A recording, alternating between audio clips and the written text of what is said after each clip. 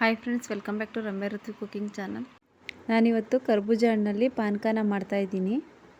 ನಾನು ಇದಕ್ಕೆ ಒಂದೆರಡು ಕರ್ಬೂಜ ಹಣ್ಣನ್ನು ನೀಟಾಗಿ ಕ್ಲೀನ್ ಮಾಡಿ ಸಿಪ್ಪೆನೆಲ್ಲ ತೆಗೆದು ಎರೆದು ಬೀಜ ಎಲ್ಲ ತೆಗೆದು ಇಟ್ಕೊಂಡಿದ್ದೀನಿ. ಹಾಗೆ ಇನ್ನೊಂದು ಪಾತ್ರೆಯಲ್ಲಿ ಒಂದು 3 ಅಚ್ಚು ಬೆಲ್ಲನ ಚೆನ್ನಾಗಿ ಸಣ್ಣದಾಗಿ ಕುಟ್ಟಿ ಪುಡಿ ಮಾಡಿ ಅದನ್ನು ಪಾತ್ರೆಯಲ್ಲಿ ಕರಗೋದಕ್ಕೆ ಇಟ್ಕೊಳ್ತಾ ಇದ್ದೀನಿ. ಚೆನ್ನಾಗಿ ಹಾಗೆ ನನ್ನ ಕೈಯಲ್ಲಿ ಕಲಿಸ್ಕೊಳ್ತಾ ಸ್ವಲ್ಪ ಅದು ಕರಗಲಿ. ಅಷ್ಟರಲ್ಲಿ ನಾನು ಮಿಕ್ಸಿ ಜಾರಿಗೆ ಈ ಕರ್ಬೂಜ ಹಣ್ಣನ್ನೆಲ್ಲನೂ ಚೆನ್ನಾಗಿ ಚಿಕ್ಕ ಚಿಕ್ಕದಾಗಿ ಪೀಸ್ ಮಾಡಿ ಹಾಕ್ಕೊಂಡಿದ್ದೀನಿ. ಇದಕ್ಕೆ ಸ್ವಲ್ಪ ಏಲಕ್ಕಿನೂ ಕೂಡ ಸೇರಿಸ್ಕೊಳ್ತಾ ಇದ್ದೀನಿ. ಇದನ್ನು ನಾನು ಒಂದು ಸ್ವಲ್ಪ ನೀರನ್ನ ಸೇರಿಸ್ಕೊಂಡು ನುಣ್ಣಗೆ ರುಬ್ಕೊಳ್ತೀನಿ. ಈಗ ನೋಡಿ, ಇವಾಗ ರುಬ್ಕೊಂಡು ಇಟ್ಕೊಂಡಿದ್ದೀನಿ. ಇದನ್ನು ನಾನು ಈ ಬೆಲ್ಲದ ನೀರಿಗೆ ಸೇರಿಸ್ಕೊಳ್ತಾ ಇದ್ದೀನಿ.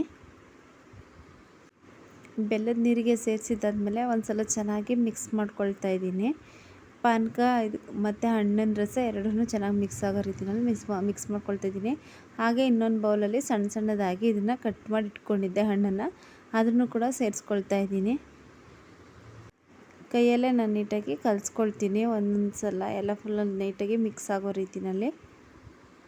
ಈಗ ಇನ್ನೊಂದು ಸಲ ನಾನು ನೀಟಾಗಿ ಮಿಕ್ಸ್ ಮಾಡ್ಕೊಳ್ತೀನಿ. ನೋಡಿ, ಎಲ್ಲ ಚೆನ್ನಾಗಿ ಮಿಕ್ಸ್ ಆಗಬೇಕು. ಅಲ್ಲಿವರೆಗೂ ನಾನು ಇದನ್ನು ಹಾಗೆಯೇ ಮಿಕ್ಸ್ ಮಾಡ್ಕೊಳ್ತೀನಿ.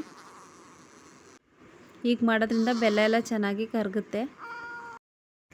ಆಲ್ಮೋಸ್ಟ್ ಈ ಥರ ಮಾಡ್ತಾ ಇರೋದ್ರಿಂದ ಬೆಲ್ಲ ಎಲ್ಲ ಚೆನ್ನಾಗಿ ಕರಗ್ತಾ ಇದೆ. ಇವಾಗ ನೋಡಿ, ಒಂದು ಲೋಟಕ್ಕೆ ಅಂದರೆ ಒಂದು ಗ್ಲಾಸಿಗೆ ನಾನು ಇದನ್ನು ಸರ್ವ್ ಮಾಡ್ಕೊಳ್ತಾ ಇದ್ದೀನಿ. ಇದಕ್ಕೆ ಬೇಕಾದರೆ ಸ್ವಲ್ಪ ಕಾಳು ಮೆಣಸಿನ ಪುಡಿನ ಬೇಕಾದರೂ ಸೇರಿಸ್ಕೊಬೋದು. ಬಿಸಿಲುಗಾಲದಲ್ಲಿ ಸ್ವಲ್ಪ ಸ್ಪೈಸಿ ಬೇಡ ಅಂದ್ಕೊಂಡು ಹಾಗೆಯೇ ಮಾಡ್ಕೊಳ್ತಾ ಇದ್ದೀನಿ. ನೋಡಿ, ಇವಾಗ ಗ್ಲಾಸಿಗೆ ಸರ್ವ್ ಮಾಡ್ಕೊಂಡಿದ್ದೀನಿ. ನೀವು ಕೂಡ ಟ್ರೈ ಮಾಡಿ, ಬೆಸ್ಟ್ ರೆಸಿಪಿ.